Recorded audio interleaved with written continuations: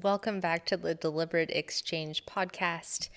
If you are just new to tuning into this podcast, my name is Chelsea. I'm otherwise known as the Deliberate One, and I want to talk about things that are important in your next levels of growth and opportunity and mindset recalibration.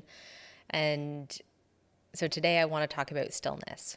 And I actually wrote this while I was in the sauna, all sweaty pages, trying to furiously write what was in my head. But I was in the sauna in my daily endeavor for stillness. And so I thought it would be really important to talk about why we as women have such a hard time in finding stillness, in being still. But I really do believe that the path to reclaiming yourself rests in finding stillness, in getting lost in yourself a little bit, and in speaking kindly to yourself. And this comes from an honest place, because for years I avoided stillness. I filled every single second with something like overworking or saying yes when I wanted to say no, or scrolling endlessly, or eating when I wasn't hungry, numbing out with alcohol, over exercising, over committing, anything to keep moving and to avoid the quiet. The quiet was deafening, and I did not want to deal with that. In the quiet, that's where all the stuff I didn't want to face lived. That's where the doubt was, the fear, the questions that I didn't have answers to. It was in the quiet that I had this knowing that something wasn't quite right, but I had no idea what to do about it. So I ran, using all those different escape mechanisms. And I see so many women doing the exact same thing. And so what I've learned now is that stillness isn't actually what breaks us. Avoiding it is. Now, the first step in all of this is to just be aware that you're running and stop running away from yourself. As women, we're taught to prove our worth through productivity, through how much we can hold, through how much we can give. Stillness is not something that we are trained in. When life gets chaotic, when the walls feel like they're closing in, we actually end up doubling down and we keep moving. Like, we're resilient in that way. But if you're constantly running from yourself, how do you ever come home or even create a home within yourself? It's in the stillness where you get to meet yourself again. It's where you get clear. It's where you stop reacting to life and start deliberately creating it.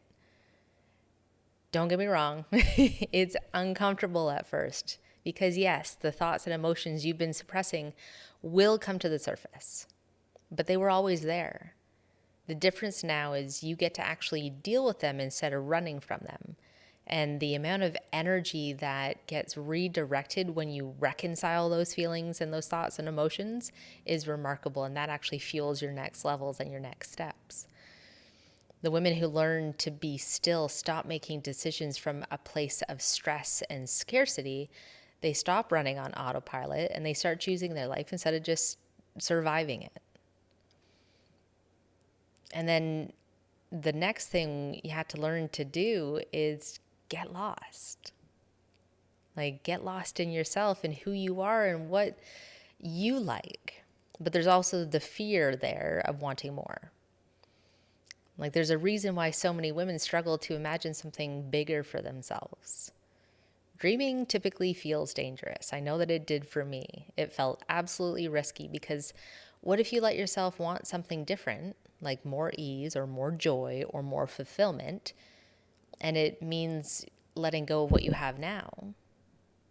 What if it disrupts your relationships or ends them? What if people stop taking you seriously because you're having more fun now? What if it means losing control? Because I know how much you love control. And so instead of allowing themselves to want, they shut it down before it even begins. And they convince themselves that they're fine, that they should just be grateful for what they already have.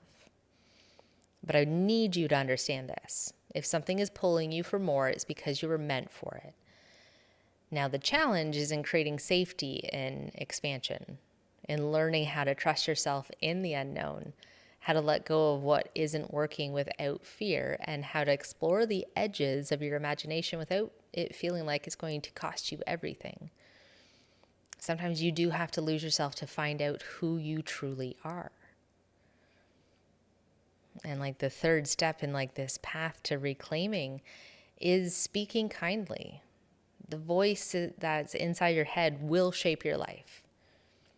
Now, 5, 6 years ago, if I talked to my friends the way that I used to talk to myself, I would not have any left. And quite frankly, my friends, if they heard how I was speaking to myself, they would be alarmed. But that's typically how so many of us operate.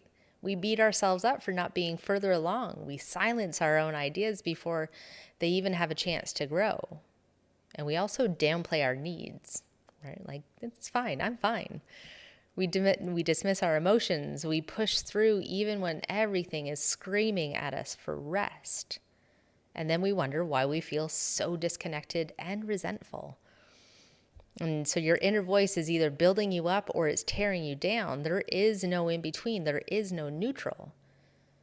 Changing the way you speak to yourself isn't just about being positive and, yeah, everything's fine, let's go. It's about reinforcing what's actually true. That you are allowed to slow down. That rest isn't something you have to learn. That you don't have to prove your worth through exhaustion and all the balls that you're able to keep in the air. Like, you need to understand that you are already enough. And so it ends up, once you kind of go through each of those steps, it becomes a new way of being. Like, I'm inviting you, I'm calling you forward into this new way of being. This is what I teach because this is what changed my life. It changed everything for me. When I was able to be still, I stopped running and I was able to meet myself again and meet my needs and self-source.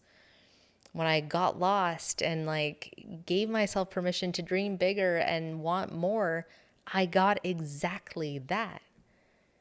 And when I started speaking to myself with kindness and compassion, I rebuilt the relationship I had with myself. This is how you get back to you. This is how you create the home inside of you that makes you unstoppable, unshakable, stepping into your power. All those like sayings that you hear in the wellness community on Instagram, like those aren't bullshit. They're possible, but a lot of the times it is performative and nobody's really showing you how to do that. And how to get there and how to create safety and how to change the narrative that's running through your mind. And that's what I help women do.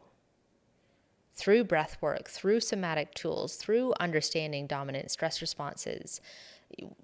If we work on creating safety and stillness for you and building healthy coping mechanisms and rewire the way you respond to stress so that you're no longer stuck in overdrive and overwhelm, then you end up growing. Then everything will feel easy. And then with accountability and support and all those tools, you don't just learn to slow down, you learn to actually thrive in it. And so if you're curious about where you might be resisting stillness in your own life, and I'm sure that even in just listening to me talk today, you're finding some of that resistance, I encourage you to get curious about that, first of all. Grab a journal or grab some time and just like, was anything that I was saying bothering you? Were you irritated by anything that I was saying? Or are you listening to this or watching me on YouTube and are you also scrolling on your phone or making dinner or doing something else or picking at your fingers? These are all resisting stillness. And so if you want to see where you're resisting stillness in your own life, you can check out the resistance report, and that's going to help you uncover what's keeping you from the peace and clarity that you're craving. If you're feeling the pull, send me a message and we can start the conversation. If this has resonated in any way, please like, share, subscribe, send this to somebody who might be resisting all that's possible, all the good that's possible in their life. In the meantime, breathe it in, be deliberate, and please be good to yourself.